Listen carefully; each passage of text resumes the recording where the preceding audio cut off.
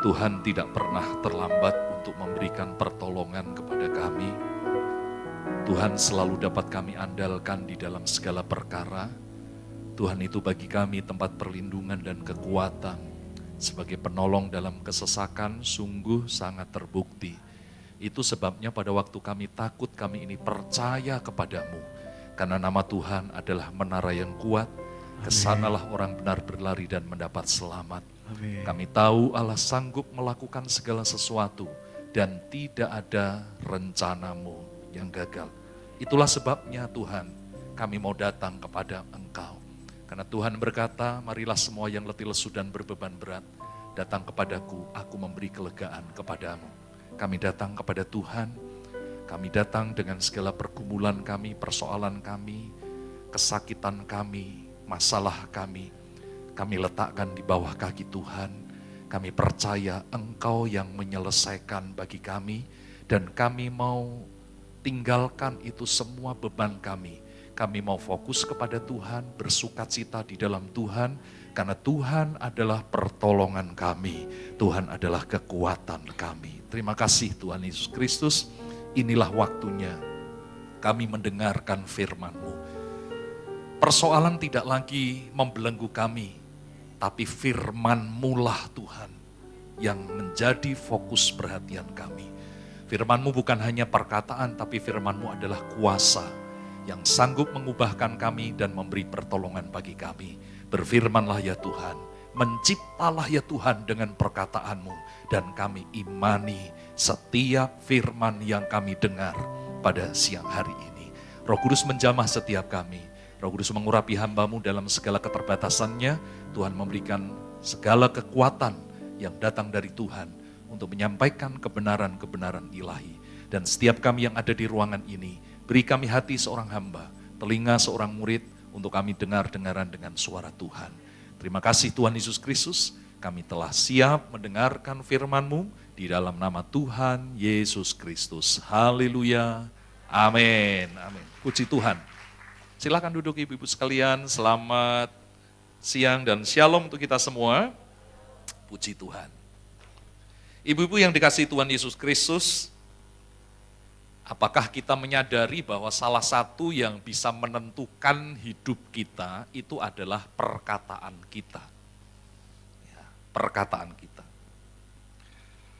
Kita mungkin pernah tahu atau sering mendengar perkataan yang mengatakan bahwa mulutmu adalah harimaumu. Jadi artinya orang bisa hancur gara-gara perkataannya.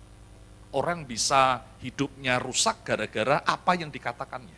Jadi dia memakan hasil dari apa yang dikatakannya. Amsal 18 ayat 21, mari baca bersama-sama. 2, 3, hidup dan mati dikuasai lidah. Siapa suka menggemakannya akan, perhatikan kata suka. Jadi apa yang suka kita gemakan, kita perkatakan, itulah yang akan kita tuai hasilnya. Kata suka itu artinya berulang kali, terus-menerus. Memperkatakan satu hal terus-menerus berulang kali, nah itulah yang akan kita makan hasilnya. Karena itu hati-hati dengan apa yang kita perkatakan. Pertanyaannya begini, mengapa kita mesti menjaga perkataan? Ya, mengapa kita mesti menjaga perkataan? Alasan yang pertama, karena perkataan itu adalah benih. Seperti benih yang ditabur. Amsal 13 ayat 2a katakan, dari buah mulutnya seseorang akan makan yang baik. Jadi ketika kita berkata-kata, itu sama seperti orang menabur benih. Ada benih yang tumbuh dalam satu malam, ada benih yang tumbuh 1 minggu, ada benih yang tumbuh 1 bulan.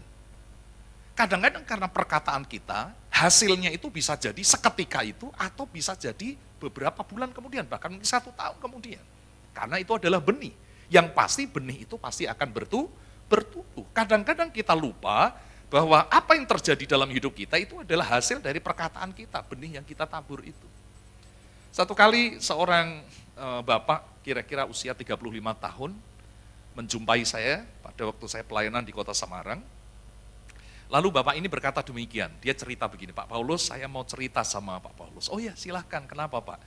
Pak, saya ini orang tua saya kaya raya, Saya ini seorang yang well educated, terdidik dengan baik, berpendidikan baik.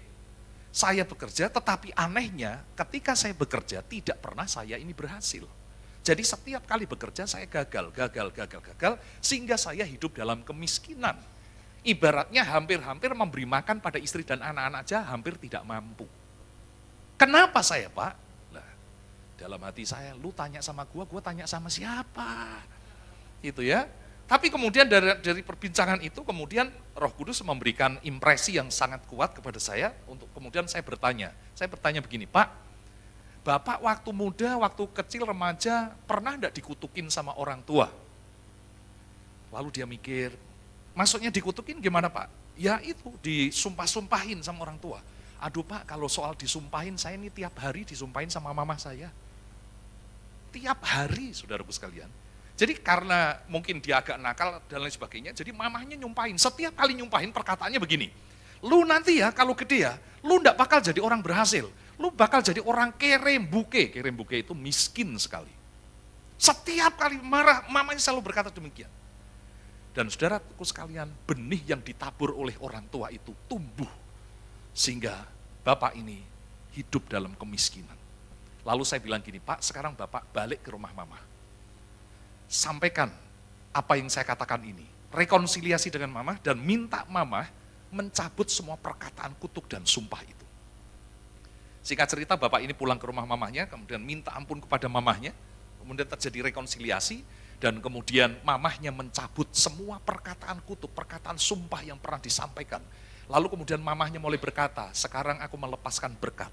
Anakku adalah orang yang diberkati oleh Tuhan, berhasil dalam pekerjaannya, rumah tangganya diberkati oleh Tuhan, tidak lagi hidup dalam kemiskinan. Dan dia perkatakan berkat itu.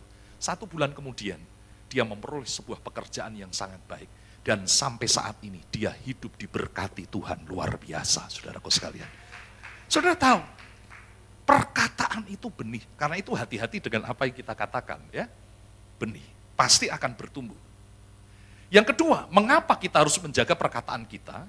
Karena perkataan itu adalah seperti doa, ya, seperti doa. Dan Tuhan akan memperhitungkan doa-doa kita, perkataan-perkataan kita yang kita perkatakan di hadapan Tuhan. Saudara-saudaraku sekalian, kadang-kadang kalau kita mendoakan orang yang sakit, biasanya yang banyak diceritakan adalah sakitnya. Waduh, sakit saya ini luar biasa, sakit saya hebat. Pertanyaan saya, kalau sakitnya luar biasa, Tuhannya bagaimana? Biasa saja. Harusnya yang banyak kita perkatakan adalah Tuhan kita yang luar biasa.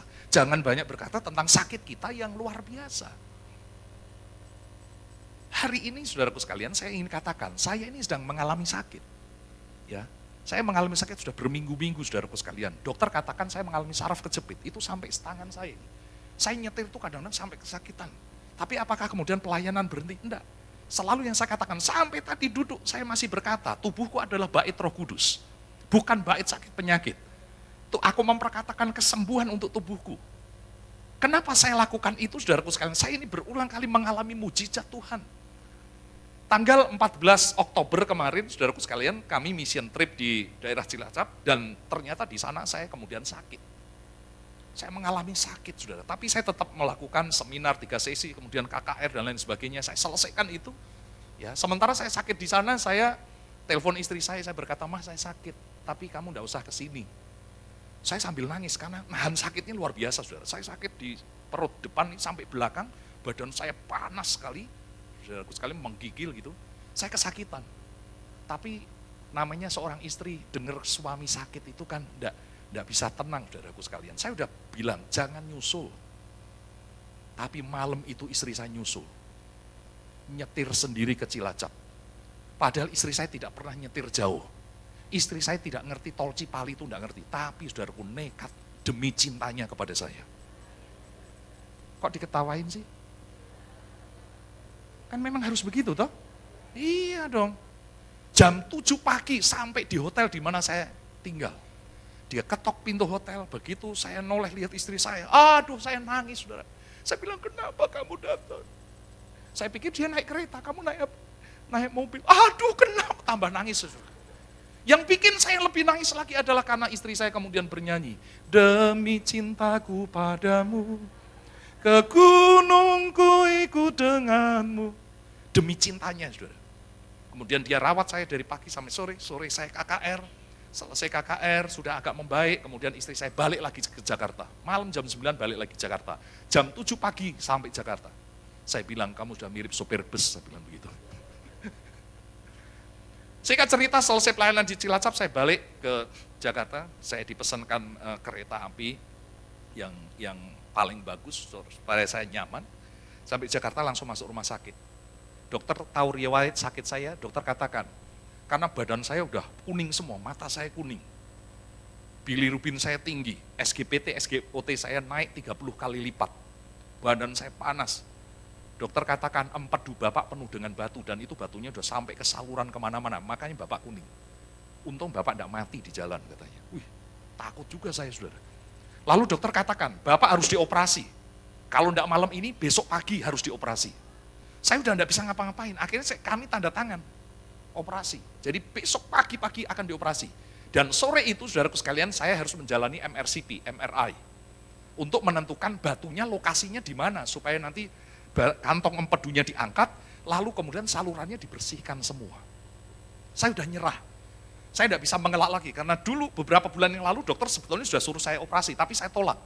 Kali ini sudah tidak bisa nolak lagi, karena saya merasakan kesakitan yang luar biasa. Tapi sementara saya menunggu waktu operasi itu, saudara, apa yang kita lakukan? Kita berdoa.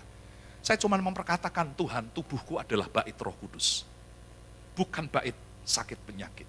Saya perkatakan itu terus, saudara. Dan perkataan itu adalah sebuah doa di hadapan Tuhan. Jam 8:15 malam, dokter internis datang ke ruangan saya dan berkata, Pak Paulus, ada kabar gembira. Kabar gembira apa, Dok? Bapak tidak jadi dioperasi. Loh, kenapa tidak jadi dioperasi? Semua batu di empedu dan saluran Bapak bersih, hilang semua.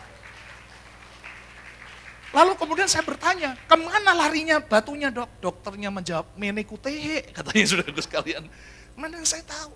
Dokter sendiri sampai heran, saudaraku sekalian. Sampai heran. Jadi saya diluputkan dari pisau operasi, saya mengalami mujizat Tuhan. Karena apa? Perkataan adalah doa. Perkataan adalah doa. Karena itu hati-hati dengan perkataan kita. Yang ketiga, mengapa kita harus menjaga perkataan kita?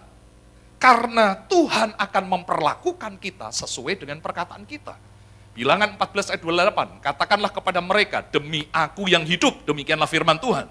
Bahwasanya seperti yang kamu katakan di hadapanku, demikianlah akan kulakukan kepadamu. Jadi sebagaimana kita perkatakan di hadapan Tuhan, demikian Tuhan akan lakukan kepada kita. Karena itu hati-hati dengan apa yang kita katakan.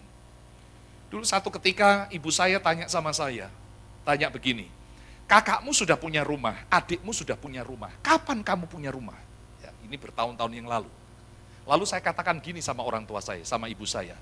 Enggak apa-apa saya enggak punya rumah di dunia ini. Asalkan sudah punya rumah di surga. Saya bilang begitu. Saudara, rohani banget ya, jawaban saya rohani banget. Enggak punya rumah di dunia enggak apa-apa, asal punya rumah di surga. Rohani banget. Saya kemakan omongan saya sendiri. Jadi bertahun-tahun saya ini enggak punya rumah. Saya sudah menikah, saya ini menjadi seorang kontraktor alias ngontrak terus, saudaraku sekalian. Dari satu kontrakan pindah kontrakan. Kita 3 kali kita pindah kontrakan ya, Mbak. Saya sudah punya anak-anak, aduh repotnya kalau pindah. Sampai akhirnya saya bilang begini. Saya bilang gini sama Tuhan, Tuhan bosen ngontrak. Waktu saya bilang bosen ngontrak, Tuhan berkata, gua sudah bosen dari dulu, Tuhan bilang. Cuman saya mesti merubah perkataan saya. Maka saya mulai memperkatakan, saya harus punya rumah. Lalu saya mulai doa sama Tuhan. Tuhan, saya minta satu rumah di Kelapa Gading. Kenapa di Kelapa Gading? Karena pelayanan saya di Kelapa Gading. Saya minta rumah yang 2 lantai. Kenapa 2 lantai? Karena Kelapa Gading sering banjir. Tapi tidak separah di daerah sini sih. Lalu saya minta rumah yang minimal kamarnya 4. Kenapa? Karena anak saya sudah 3. Saya minta rumah yang bagus. Kenapa yang bagus? Bosan dengan yang jelek. Jadi itulah doa saya, perkataan saya. Saya perkatakan terus, saudaraku sekalian. satu rumah di Kelapa Gading, 2 lantai, minimal kamar 4 dan bagus. Itu selalu saya perkatakan. Setiap kali saya lewat depan Mall Arta Gading yang jalan tol itu, saya arahkan tangan saya ke arah Kelapa Gading. Saya berkata, satu rumah dari Tuhan, Tuhan pasti akan kasih. Saya perkatakan itu terus. Dan Tuhan kerjakan itu loh, saudara. Saya enggak usah cerita, pokoknya singkat cerita. Dalam beberapa bulan, saya bisa membeli rumah cash tanpa hutang di Kelapa Gading, 2 lantai, 4 kamar, dan bagus, saudaraku sekalian. Haleluya! Ya, haleluya. Tuhan ajaib. Tuhan memperlakukan saya seperti yang saya perkatakan. Karena itu hati-hati dengan perkataan kita. Jangan kita ngomong, waduh sial gua. Sial bener loh. Ya, karena Tuhan akan perlakukan kita seperti yang kita perkatakan. Karena itu kita harus menjaga perkataan kita. Yang keempat, mengapa kita harus menjaga perkataan kita? Karena setiap perkataan itu akan dipertanggungjawabkan di hadapan Tuhan. Nah ini yang kadang-kadang orang tidak pahami, sehingga mereka ngomongnya sembarangan. Mereka bicara hal-hal yang tidak baik, asal-asalan, sembrono. Karena mereka lupa bahwa setiap perkataan itu akan dipertanggungjawabkan. Anda yang berkata sembrono satu kali Anda dimintai pertanggungjawaban. Jadi setiap perkataan kita itu harus dipertanggungjawabkan. Ya, itulah sebabnya kita mesti menjaga perkataan kita. Oleh karena itu, ibu-ibu sekalian yang dikasihi Tuhan Yesus Kristus, karena perkataan-perkataan kita yang harus dipertanggungjawabkan, maka lebih baik ucapkan syukur selalu. 1 Tesalonika 5 ayat 16 sampai 18. Bersukacitalah senantiasa, tetaplah berdoa, mengucap syukurlah dalam segala. Perhatikan, bersukacita senantiasa. Kata senantiasa itu artinya terus menerus. Jadi Tuhan berkata, kamu harus bersukacita terus menerus. Alkitab tidak pernah berkata bersukacitalah kalau tanggal muda. Enggak, saudara. Tapi bersukacitalah senantiasa terus menerus. Uang banyak, uang sedikit tetap bersukacita. Sehat ataupun sakit tetap bersukacita. Tadi kesaksian kita mendengar bagaimana ibu jatuh, saudara, tetap bersukacita. Ya. Kemudian tetaplah berdoa. Jadi berdoa itu harus dilakukan, tetaplah itu juga terus menerus. Alkitab tidak berkata berdoalah kalau sempat, enggak. Berdoalah kalau punya waktu, enggak. Tetaplah berdoa. Lalu kemudian ayat 18, mengucap syukurlah di dalam segala hal. Kata segala hal juga terus menerus. Ya. Saya suka perhatikan ibu-ibu, tapi bukan ibu-ibu di sini sih, ibu-ibu di gereja lain.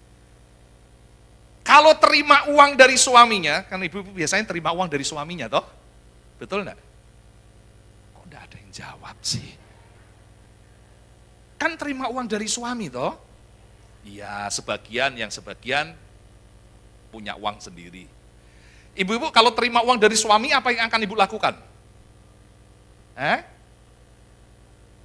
Mengucap syukur kepada Tuhan. Lalu setelah itu, terima kasih kepada suami. Bagus, Bu. Jarang loh wanita bilang terima kasih sama suami.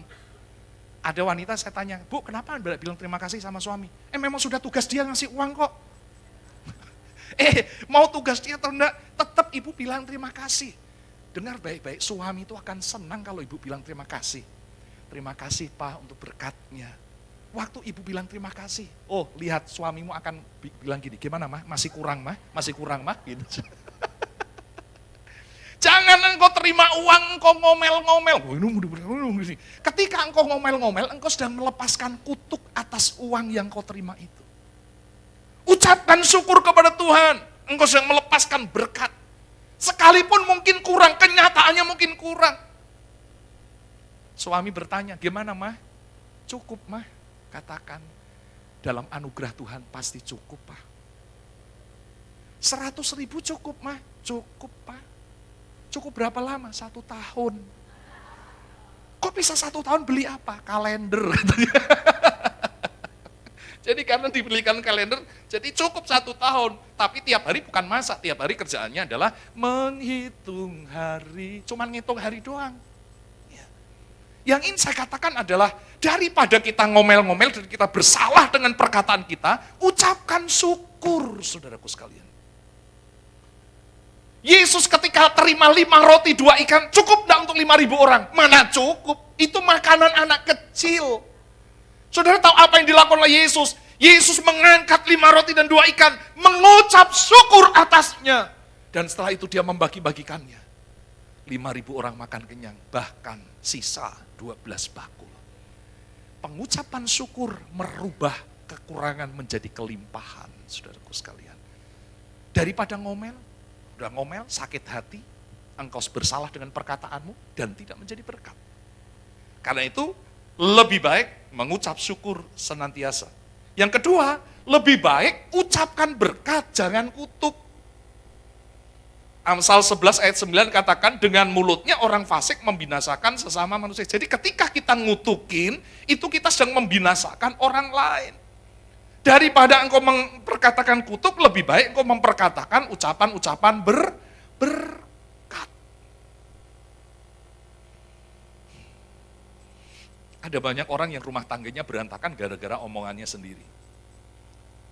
Ada wanita-wanita yang rumah tangganya berantakan gara-gara omongannya sendiri. Karena apa? Karena dia selalu lepaskan kata-kata kutuk untuk suaminya. Gimana suamimu? Aduh, suami saya mah letoy, lemas, letih, lesu. Coba kalau ada tempat penukaran suami gua, tukar suami gua. Hati-hati dengan perkataanmu. Kenapa kita tidak lepaskan perkataan berkat untuk suami kita? Setiap pagi berdoa untuk suami dan katakan, suamiku adalah suami terbaik yang Tuhan beri. Suami saya adalah suami yang diberkati oleh Tuhan. Suami saya diberi hikmat oleh Tuhan. Suami saya sehat. Suami saya hatinya tidak melenceng ke kanan atau ke kiri. Suami saya tidak punya simpanan pedesaan. Daripada engkau marah-marah, little angry. Jadi wanita itu jangan gampang marah. Kalau ibu-ibu gampang marah, little angry itu dulu pasti waktu dibaptis. Keluar bukan turunnya bukan burung merpati, yang turun angry bird yang turun. Makanya dikit-dikit marah. Kenapa kita tidak rubah perkataan kita dengan memperkatakan berkat untuk suami kita? Ya, lihat hasilnya, lihat. Karena perkataan itu adalah doa, perkataan itu benih. Maka Tuhan akan mengerjakan seperti yang kita perkatakan. Ucapkan berkat dan jangan kutuk. Lalu ucapkanlah nubuatan yang baik, saudaraku sekalian. Ucapkan nubuatan yang baik. Yesaya 37, itu adalah berkisah tentang ketika Yehezkiel dibawa oleh Allah melihat tumpukan tulang-tulang yang kering. Lalu kemudian Allah berkata, hei Yehezkiel, bisakah tulang-tulang itu dihidupkan kembali? Lalu Yehezkiel berkata, Tuhan, engkau yang tahu. Lalu Tuhan berkata, bernubuatlah atas tulang-tulang kering itu. Lalu kemudian Yehezkiel mulai bernubuat, memperkatakan kehidupan. Maka tulang-tulang kering itu akhirnya ditumbuhin oleh daging. Tulang-tulang ditutup oleh daging, otot-otot, dan kemudian menjadi kehidupan. Tulang-tulang kering dirubah menjadi manusia-manusia yang hidup. Saudara, mungkin kita sedang menghadapi sesuatu yang kering. Rumah tangga yang kering, hubungan yang kering, bisnis yang kering. Apalagi yang kering. Seperti tulang-tulang itu, sudah tidak ada harapan lagi. Daripada kita ngutukin, daripada kita memperkatakan perkataan yang buruk, kenapa kita tidak memperkatakan perkataan-perkataan yang berkat? Bisnis yang kering kita perkatakan berkat, kita berkata Tuhan sanggup memulihkan, Tuhan sanggup merubah ini menjadi berkat, Tuhan sanggup mengembalikan berkat-berkat yang hilang. Engkau perkatakan nubuatan-nubuatan yang baik, saudaraku sekalian. Anak-anak kita mungkin kurang pandai. Daripada kita ngata-ngatain anak-anak kita dasar anak goblok, kenapa kita tidak rubah perkataan kita? Ya. Kenapa kita tidak rubah? Saudara tahu Thomas Alva Edison? Thomas Alva Edison ketika dia masuk sekolah SD, gurunya berkata, ini anak bodoh sekali. Sampai gurunya berkata, ini mungkin anak ini tidak punya otak, di kepalanya tidak ada otak. Akhirnya dia dikeluarkan dari sekolah. Saudara, ketika dia dikeluarkan dari sekolah dan tidak boleh sekolah, akhirnya ibunya, ketika Thomas Alva Edison bertanya pada ibunya, Mah, kenapa aku dikeluarkan dari sekolah? Mamanya berkata apa? Nak, kamu adalah anak yang istimewa. Kamu adalah anak yang pandai. Maka kamu tidak cocok ada di sana. Mari engkau belajar sama mama. Mamanya ngajarin dia. Terus memperkatakan perkataan-perkataan yang positif. Dan saudara tahu, Thomas Alva Edison yang dikatakan gurunya tidak punya otak dan bodohnya luar biasa. Akhirnya menjadi penemu yang hebat. Penemu lampu pijar, penemu banyak hal. Dia menjadi orang yang sangat-sangat pandai dan brilian. Oleh karena apa? Mamahnya memperkatakan nubuatan yang baik.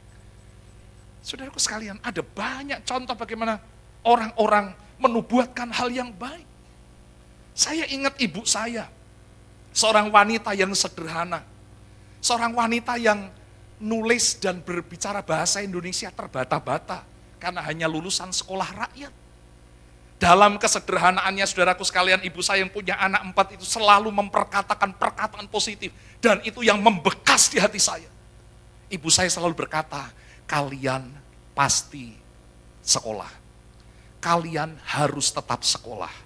Kalian harus jadi orang. Bukan berarti dulu monyet sekarang jadi orang. Bukan saudara, maksudnya harus jadi orang berhasil. Ibu saya selalu perkatakan demikian. Padahal kenyataan yang dihadapi kami ini keluarga yang amat sangat miskin sekali. Orang berkata tidak mungkin bisa jadi orang, tidak mungkin. Tetapi ibu saya belajar memperkatakan apa yang dia imani. Anak-anakku pasti berhasil. Dan itu menjadi kenyataan, saudaraku sekalian. Saya baru ngeh, oh iya ya, kami ada seperti sekarang ini. Karena dari kecil ibu saya, orang tua saya memperkatakan nubuatan yang baik. Kalian jadi orang yang berhasil. Haleluya. Ibu saya punya cita-cita anaknya, salah satu anaknya jadi dokter. Saya ingat betul itu. Dan betul akhirnya adik saya yang paling kecil jadi dokter. Tapi pada usia 37 tahun adik saya dipanggil pulang Tuhan. Karena sakit kanker. Lalu kemudian apakah kemudian berarti cita-cita ibu saya tidak tercapai? Ibu saya memperkatakan lagi. Ya, pada waktu adik saya meninggal dunia, ibu saya mulai memperkatakan lagi. Satu saat pasti cucu-cucuku ada yang jadi dokter. Dia perkatakan begitu. Saudara tahu, anak saya begitu lulus SMA, dia mendaftar di kedokteran. Dia keterima di 3 universitas, Ukrida, Pajajaran, sama Unut. Udayana di Bali, lalu kemudian dia memilih di Udayana di Bali. Kenapa? Karena keluarga kita, keluarga besar dari istri saya ada di sana. Dan di sana suasana lebih baik. Akhirnya anak saya masuk ke dokteran. Begitu anak saya masuk ke dokteran, ibu saya berkata apa? Ibu saya nangis, dia berkata, apa yang saya rindukan, apa yang saya doakan, apa yang saya perkatakan, menjadi kenyataan. Nubuatan yang baik, saudaraku sekalian. Amin? Iya. Karena setiap perkataan kita harus dipertanggungjawabkan, maka perkatakanlah nubuatan yang baik. Mari ucapkan hal-hal yang baik selalu. Amsal 13 ayat 12. Siapa menjaga mulutnya, memelihara nyawanya. Siapa yang lebar bibir akan ditimpa kebinasaan. Maka hati-hati dengan perkataan kita. Pertanyaannya adalah bagaimana kita mesti menjaga perkataan kita? Bagaimana caranya? Ada satu akronim singkatan yang sangat baik. Before you speak, think. Jadi sebelum bicara, mikir. Kata think itu T-H-I-N-K. T, is it true? Apakah perkataan saya ini benar? Jadi sebelum bicara, mesti dicek dulu apakah yang saya katakan ini benar atau tidak. Jangan bikin hoax, jangan bikin fitnah. Karena fitnah itu lebih kejam daripada tidak memfitnah. Ya, jadi fitnah itu lebih kejam daripada tidak memfitnah. Jadi mikir dulu, apakah yang saya katakan ini benar? Kalau kita hanya dengar berita, itu si Anu itu lagi pergi sama cowok lain, benar enggak itu? Kalau tidak benar, jangan pernah kita katakan. Kemudian is it helpful? Apakah ini membantu? Apakah perkataan-perkataan itu bisa membantu meringankan beban orang lain? Membantu membuat orang lain lebih bertumbuh? Kalau tidak membantu, enggak usah. Tidak usah. Terlalu banyak orang yang suka gosip. Di gereja juga gosip. Sehingga ibadahnya menjadi ibadah praise and gossip. Apalagi kebaktian wanita. Saya sih senang kalau kebaktian wanita selesai ibadah, ibu-ibu pada ngumpul, senang. Di tempat kami juga begitu. Tapi kalau ngumpul hanya untuk gosip, lebih baik cepat bubar pulang deh. Ya, korbannya nanti terlalu banyak. Dan biasanya korban yang paling empuk adalah pendeta, saudaraku sekalian. Ya, karena pendeta itu paling enak diomongin.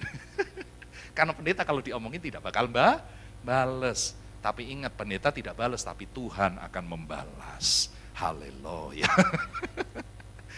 Is it inspiring? Apakah perkataan-perkataan kita itu bisa memberi inspirasi bagi orang lain?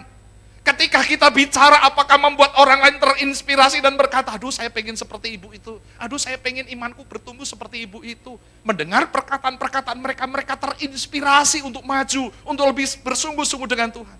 And, is it necessary? Apakah ini penting? Yang kita omongkan itu penting apa enggak? Kalau kita hanya ngomongin urusan rumah tangga orang, itu enggak penting, saudaraku sekalian, enggak penting. Kalau kita hanya ngomongin masalah infotainment, itu enggak terlalu penting, saudaraku sekalian. Masih terlalu banyak hal-hal yang penting yang bisa kita bicarakan. Kemudian K, is it kind? Apakah ini baik? Ibu-ibu mikir, betul-betul mikir ya. Kalau itu tidak baik, jangan pernah dikatakan. Nah, untuk membuat perkataan-perkataan kita berkualitas, maka ini yang harus kita jaga. Yang pertama, jagalah hati. Amsal 4 ayat 23, mari baca bersama-sama. Jagalah hatimu dengan segala, karena dari situlah. Ada banyak ibu-ibu berkata demikian, Pak, saya mah orangnya mah jahat cuman di mulut saja, hati saya mah baik, Pak. Gitu. Suka dengar begitu ya? Saya mah jahat cuma di mulut saja, hati saya mah baik. Dengar baik-baik, kalau mulutmu jahat, hatimu juga jahat. Dari pembicaraan orang, kita akan ngerti hatinya itu seperti apa. Oleh sebab itu, supaya perkataan-perkataan kita menjadi perkataan-perkataan yang baik, jagalah hati kita. Tetap benar. Orang kalau hatinya benar, perkataannya membangun. Orang kalau hatinya benar, perkataannya positif. Tapi kalau hatimu penuh luka, penuh kepahitan, perkataanmu juga pahit, saudaraku sekalian. Dan perkataan yang pahit itu akan mencemarkan banyak orang. Jadi sebetulnya untuk tahu isi hati seseorang, dengar saja dia ngomongnya apa. Ya, kalau tiap kali dia cerita ngomongnya pahit terus, waduh saya jengkel sama suami saya jengkel sama tetangga saya. Begitu terus, itu artinya pasti tidak benar.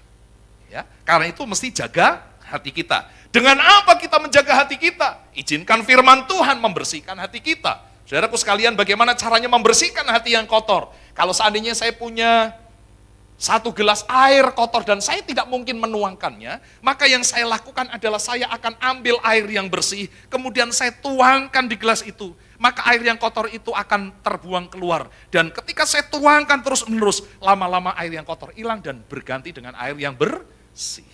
Bagaimana membersihkan hati kita? Dengerin firman Tuhan, baca firman Tuhan, masukkan firman Tuhan terus-menerus. Lama-lama hatimu akan dibersihkan oleh Tuhan. Amin. Makanya ibu-ibu yang rajin beribadah, saya kok yakin hatinya semakin hari semakin bersih. Kalau hatinya bersih, tampak di muka, mukanya juga menjadi Amin.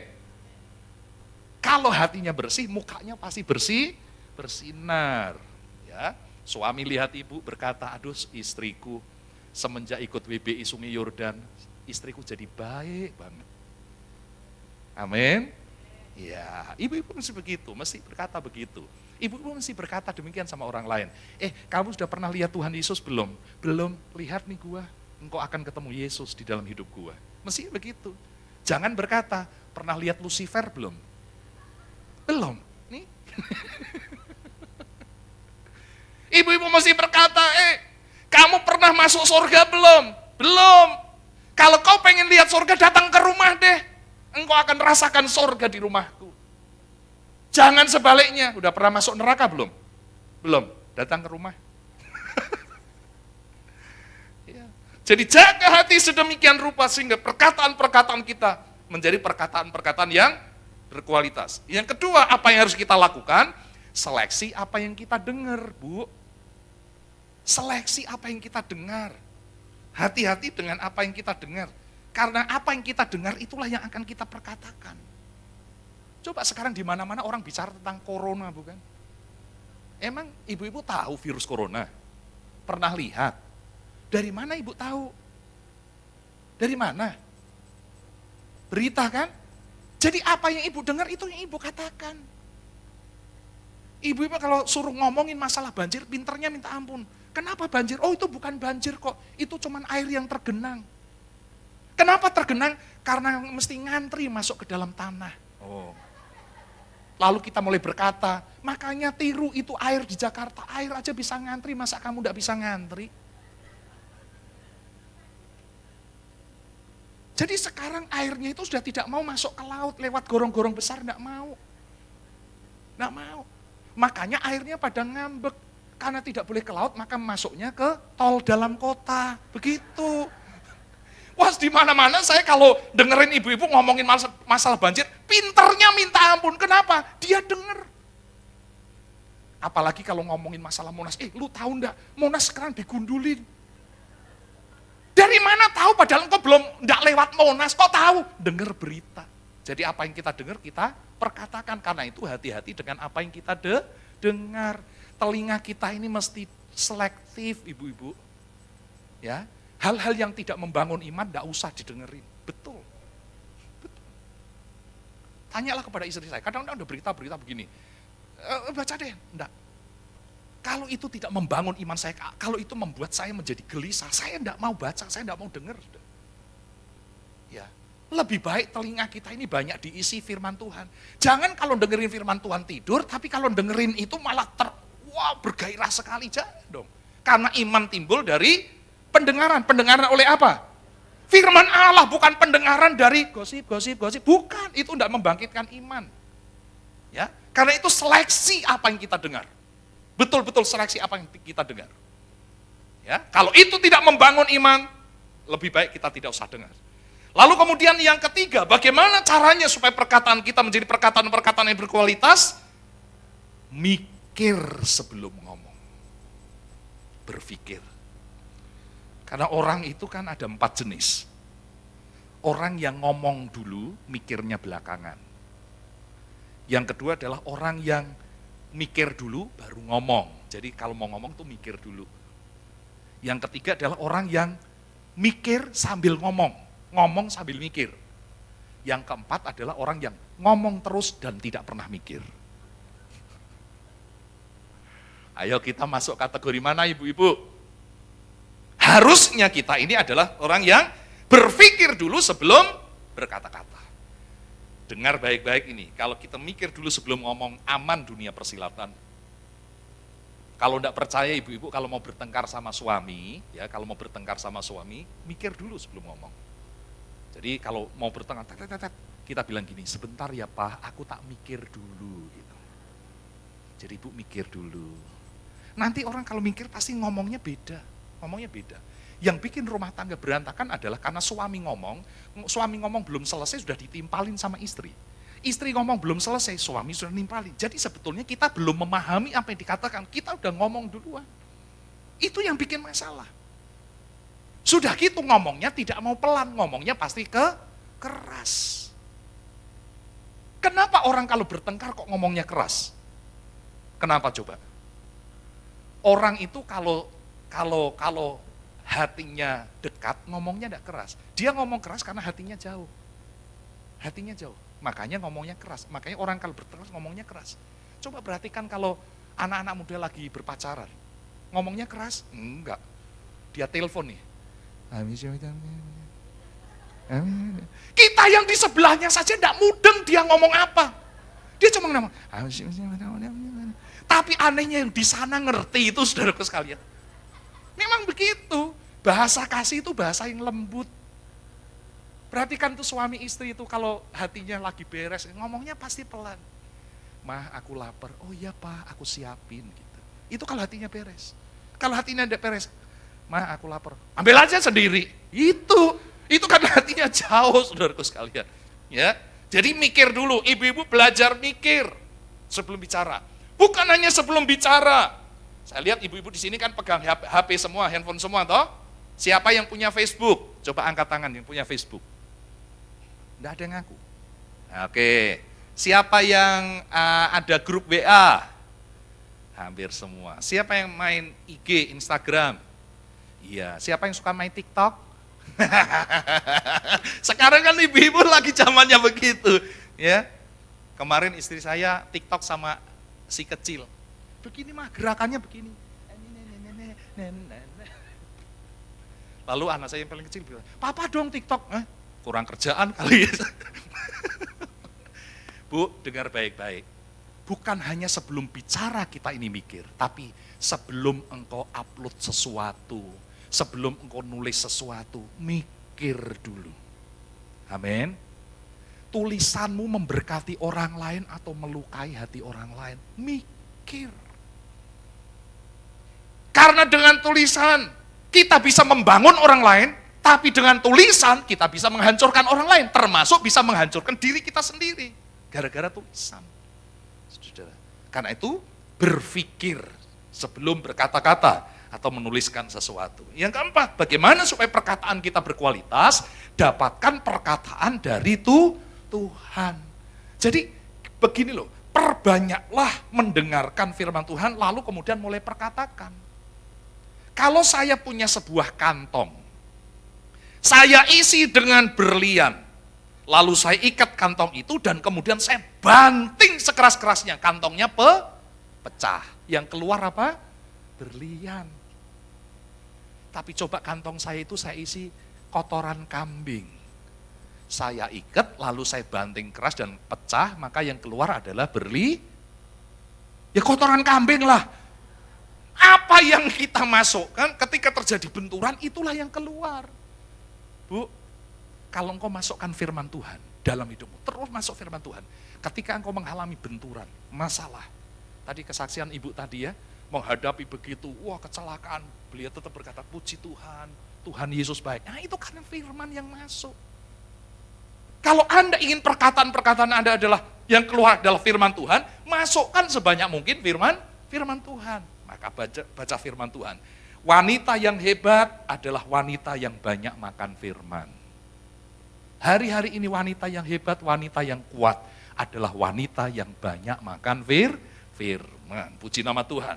Lalu kemudian yang kelima, apa yang harus kita lakukan? Nah, setelah kita menerima banyak firman, maka sekarang perkatakan iman kita. Perkatakan iman kita. Banyak orang yang diperkatakan adalah persoalannya, kesulitannya, kesusahannya, kekurangannya. Sekarang rubah perkataan kita. Kenapa kita tidak rubah perkataan kita? Yang kita katakan adalah apa yang kita imani. Wanita yang pendarahan 12 tahun, menstruasi tidak berhenti selama 12 tahun. Hartanya sudah habis untuk berobat. Badannya kurus kering. Maka ketika dia melihat Yesus, dia perkatakan imannya. Dia berkata, asalku jamah saja jubah-jubahnya, aku akan sembuh. Dia perkatakan imannya. Dan ketika dia jamah jubah-jubah Yesus, kesembuhan Allah terjadi atasnya. Yairus anaknya sakit dan hampir mati. Dia datang kepada Tuhan dan berkata, Tuhan, tumpangkan tanganmu atas anakku, maka anakku akan sembuh dan hidup kembali.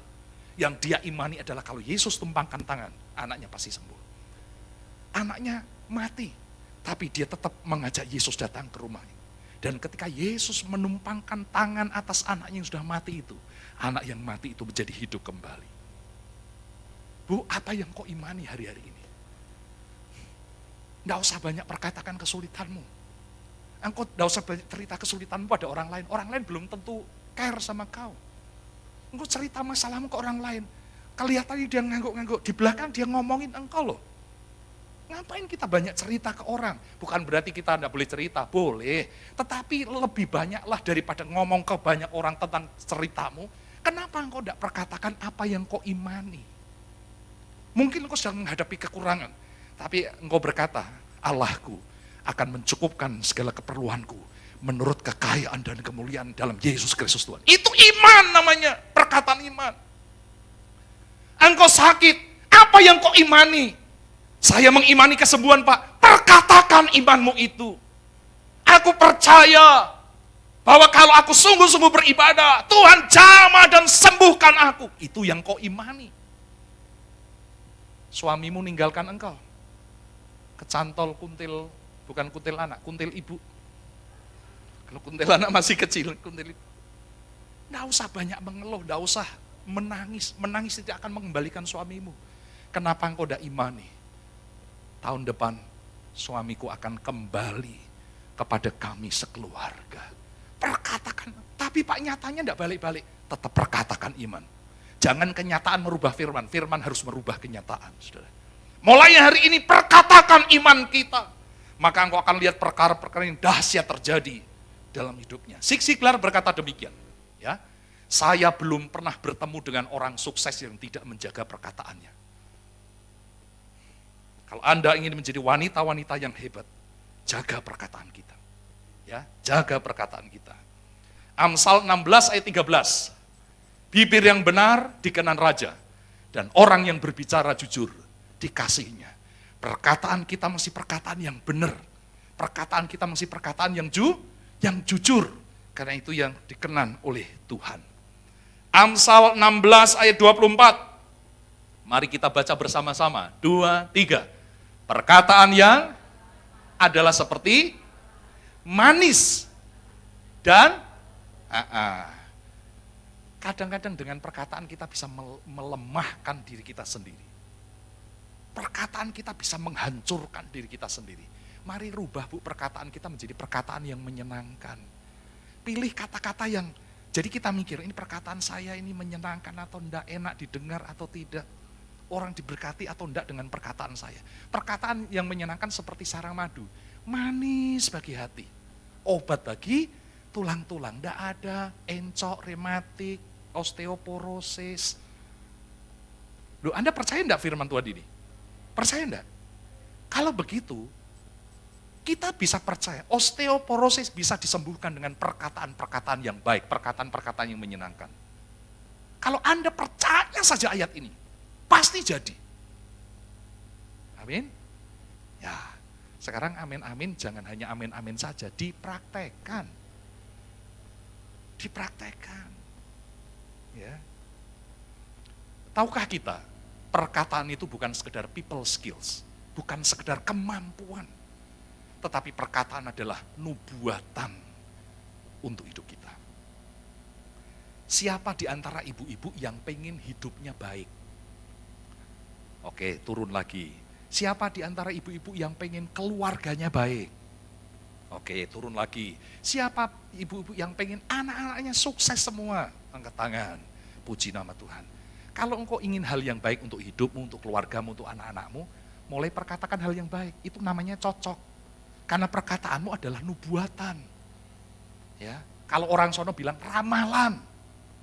Jadi perkataan kita adalah nubuatan hidup kita. Nah, banyak orang akhirnya begini, mereka pengen hal yang baik tapi ngomongnya tidak baik. Itu namanya jaka sembung bawa golok, tidak nyambung, Bo. Pengen hal yang baik tapi perkataannya tidak baik. Pengen sehat tapi perkataannya mengeluh. Pengen anak-anaknya sukses semua tapi perkataannya tidak seperti itu. Mari selaraskan perkataan kita dengan apa yang kita imani. Maka nubuatan itu terjadi dalam hidup kita. Saya tutup dengan perkataan ini. Perkataan itu adalah kuasa. Allah mencipta alam semesta dengan perkataannya, dengan firman-Nya. Maka saya kok yakin kalau kita memperkatakan firman, maka firman itu jadi dan mengubahkan hidup kita. Tuhan memberkati kita semua. Amin. Mari kita bangkit berdiri bersama ibu-ibu. Kita akan berdoa bersama-sama dan kita naikkan pujian kita. Kau berfirman dan sembuhkanku. Kau bersabda dan selamatkanku. Tiada yang mustahil Tuhan bagimu. Haleluya, haleluya, haleluya.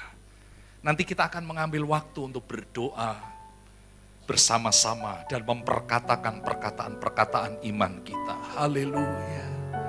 Terima kasih apapun yang terjadi Tuhan dalam hidup kami.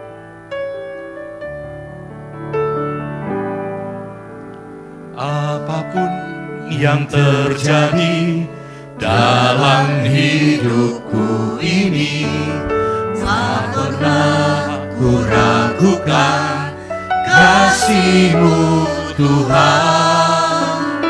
Lewat gunung yang tinggi, dalam lembah yang curang, tak pernah ku ragukan janji-Mu Tuhan. Kau berfirman dan sembuhkanku, Kau bersabda dan selamatkan. Katakan tak ada yang mustahil. Tiada yang mustahil bagi-Mu. Yesus, ku percaya padamu. Berfirman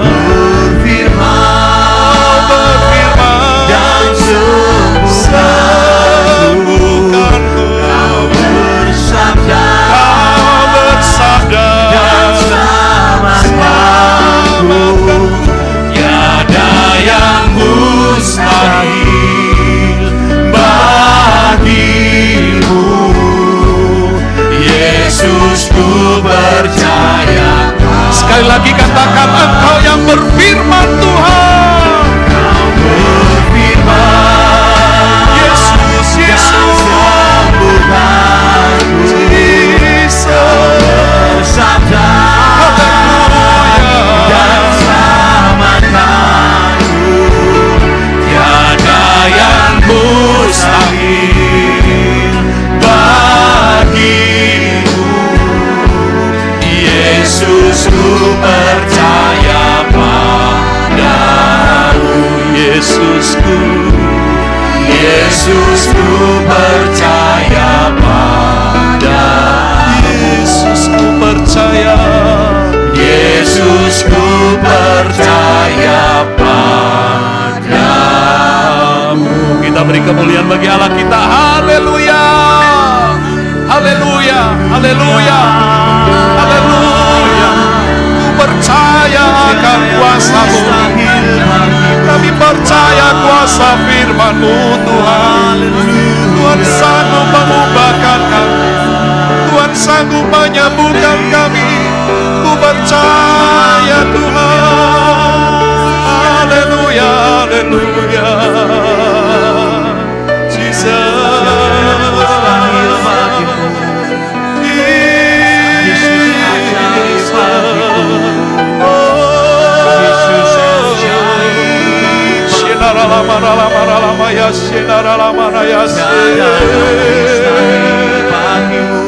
Haleluya, haleluya. Terima kasih Tuhan. Haleluya, haleluya. Kuasa-Mu hebat memberi pertolongan.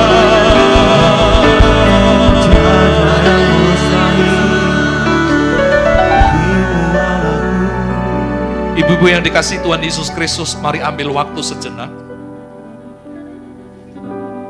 Pikirkan dan renungkan bagaimana keadaanmu hari ini. Apa yang terjadi pada hidupmu, persoalan-persoalan, kesulitan-kesulitan apa yang sedang kau hadapi. Mari lakukan firman Tuhan, praktekkan firman Tuhan pada siang hari ini. Tidak usah banyak bicara tentang kesulitanmu, tapi bicaralah apa yang kau imani. Mari mulai perkatakan apa yang kau imani terjadi atas hidupmu. Perkatakan apa yang kau imani. Perkatakan firman Tuhan lebih daripada kenyataan hidup. Saya mengajak ibu-ibu untuk mulai memperkatakan iman. Apa yang kau imani. Karena sebagaimana kau perkatakan di hadapan Tuhan, demikian akan Tuhan lakukan. Engkau akan melihat pintu-pintu dibuka. Engkau akan melihat mujizat demi mujizat. Engkau akan lihat pertolongan demi pertolongan. Engkau akan melihat terobosan demi terobosan di dalam hidupmu. Engkau akan melihat pemulihan demi pemulihan. Engkau akan melihat orang-orang sekitarmu dirubah oleh Tuhan. Engkau akan melihat keluargamu dipulihkan oleh Tuhan. Engkau akan melihat anak-anakmu dijamah oleh Tuhan. Engkau akan melihat perkara-perkara yang ajaib yang Tuhan kerjakan dalam hidupmu. Perkatakan apa yang kau imani. Perkatakan di hadapan Tuhan. Dalam nama Tuhan Yesus Kristus, Tuhan menyendengkan telinganya pada saat ini, mendengarkan setiap perkataan iman kita mempermalukan iblis, tetapi membuat tangan Tuhan bergerak untuk kita. Tuhan, dengarkan apa yang dikatakan oleh anak-anak-Mu dengan iman, dengan percaya kepada Tuhan. Pertolongan Tuhan turun, kuasa Tuhan mengalir, mujizat Tuhan terjadi atas anak-anak-Mu. Sehingga kami akan bisa menyaksikan betapa hebatnya Tuhan. Betapa hebatnya perkataan kami yang dikuasai oleh firman Tuhan. Karena firman-Mu mencipta Tuhan. Maka ketika kami perkatakan iman kami berdasarkan firman-Mu, maka perkataan-perkataan itulah yang akan mencipta, merubah keadaan kami. Dalam nama Tuhan Yesus Kristus, Tuhan kami minta ampun. Kalau ada perkataan-perkataan kami yang tidak berkenan kepada Tuhan, kami mencabut semua perkataan-perkataan sumpah, perkataan-perkataan keluhan-keluhan ratap. Kami cabut di dalam nama Tuhan Yesus Kristus. Semua perkataan-perkataan negatif yang kami ucapkan untuk diri kami, keluarga kami cabut di dalam nama Tuhan Yesus Kristus. Dan sekarang kami melepaskan perkataan-perkataan berkat.